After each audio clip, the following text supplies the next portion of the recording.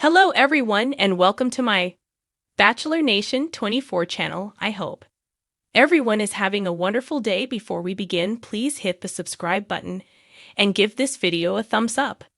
Julie Chrisley forced to take the long route back to prison. Julie Chrisley is en route back to prison following her resentencing hearing last week. The Chrisley Knows Best star seems to be taking the long way back to FMC Lexington, where she will serve the remainder of her sentence. It could possibly take Julie up to 60 days to be back in the Bureau of Prisons (BOP) custody. Here is what we know about Julie's resentencing and her upcoming travel back to Kentucky. Savannah lashes out following Julie's resentencing. Todd and Julie Chrisley were first sentenced to 19 years combined in prison in 2022 for bank fraud and tax evasion. They immediately began the appeals process. The couple reported to prison in January 2023. As fans know, Julie Chrisley attended her resentencing hearing in Atlanta, Georgia, on September 25. The court previously vacated Julie's sentence due to insufficient evidence that the reality star was involved in the crimes prior to 2007. However, the judge ruled to keep Julie's sentence the same. She received the same initial 84-month sentence that she received in 2022. Of course, there will be reductions for good behavior, and her sentence was already reduced by 14 months. As far as the court is concerned, though, the 7-year sentence was adequate for what she was convicted of. This came as a shock to her daughter, Savannah Chrisley, who thought that she'd receive some additional time off from her sentence. Savannah also publicly slammed the judge and prosecutor outside the courthouse following the hearing last week. The Chrisley Knows Best star said the judge chastised her in court, stating that she'd been lying to Chloe and Grayson Chrisley about when Julie would be coming home. Upon leaving the courtroom, Savannah Chrisley called the prosecution uneducated. Julie Chrisley on the long road back to Lexington.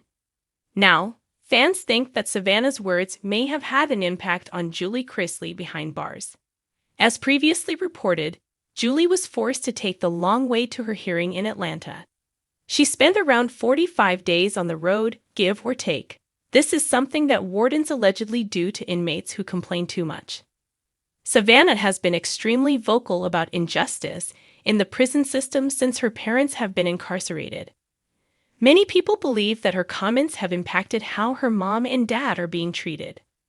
Fans believe that Savannah is continuing to get her mom, Julie Chrisley, in trouble.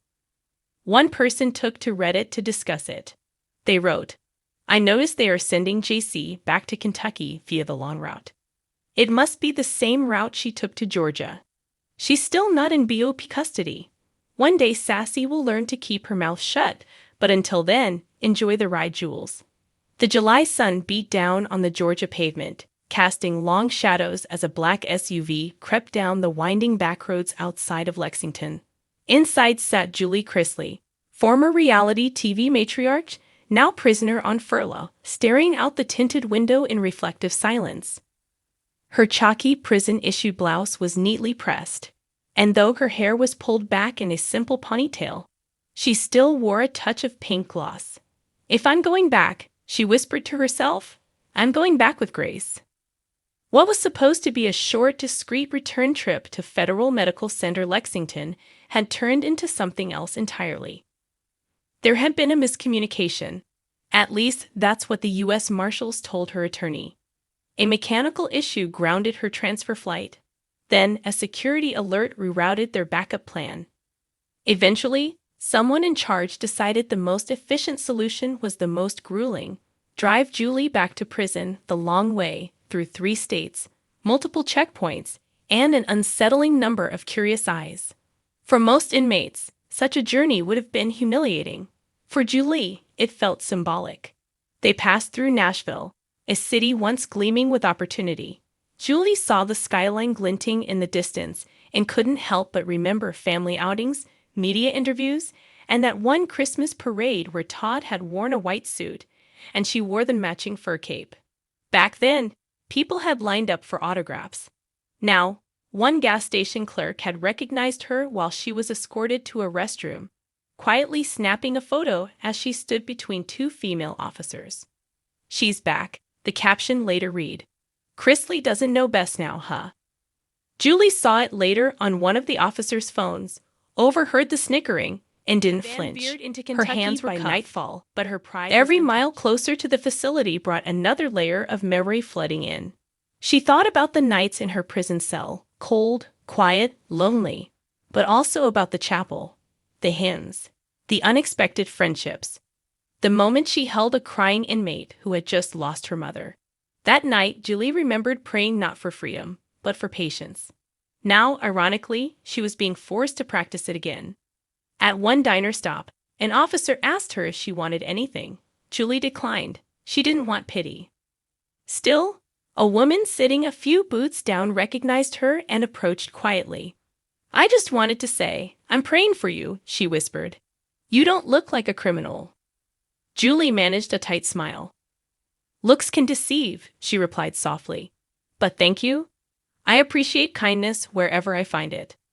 The woman walked away, and Julie stared at her reflection in the window. Did she still believe in redemption? Did the world? Back on the road, she thought of Savannah and Chase. Their letters had arrived weekly, faithful and filled with the kind of love Julie had once feared she'd lose forever. Savannah's last note ended with, "We're waiting on you, Mama, no matter how long it takes." She had reread it over and over during the long, hot hours in the transport van. By morning, they were nearing the final stretch. The winding, tree-lined road leading up to the federal complex looked exactly the same as when she first arrived. Except now, she wasn't scared. She wasn't broken. This detour, this strange odyssey through gas stations, diners, rest stops, and moments of silent reflection, had given her something unexpected. A chance to witness the real world again, even if only briefly, to remember what was waiting outside the razor wire. But it also reminded her of what remained undone inside. Julie took a breath. "Tell the warden I'll be requesting more hours in the kitchen," she said suddenly to one of the officers. The woman turned, surprised. "The kitchen?" Julie nodded. "If I'd got more time left to serve, I want to spend it feeding people. That's something I know how to do." The officer gave a small, uncertain smile. "All right, I'll pass it on." As the gates of Lexington's prison loomed into view, the vehicle slowed, then stopped at a series of security checks. Julie could already hear the distant buzz of the electric fences, the barking of dogs, and the faint shuffle of other inmates returning from yard duty. This place wasn't home, but it had become a kind of crucible, shaping her, refining her, testing her. She stepped out of the van under a gray sky, cuffs clinking as they walked her toward processing. Staffers avoided eye contact, but a few looked curious. Whispers circled, rumors of her extended trip, her being spotted in Tennessee, the picture at the diner. But Julie didn't shrink, not anymore. As the gates clanged shut behind her, she paused at the threshold. One of the guards, perhaps trying to be funny, remarked, "Hope you enjoyed your little road trip." Julie turned her head slightly, eyes clear and voice steady. "I did. It reminded me who I am."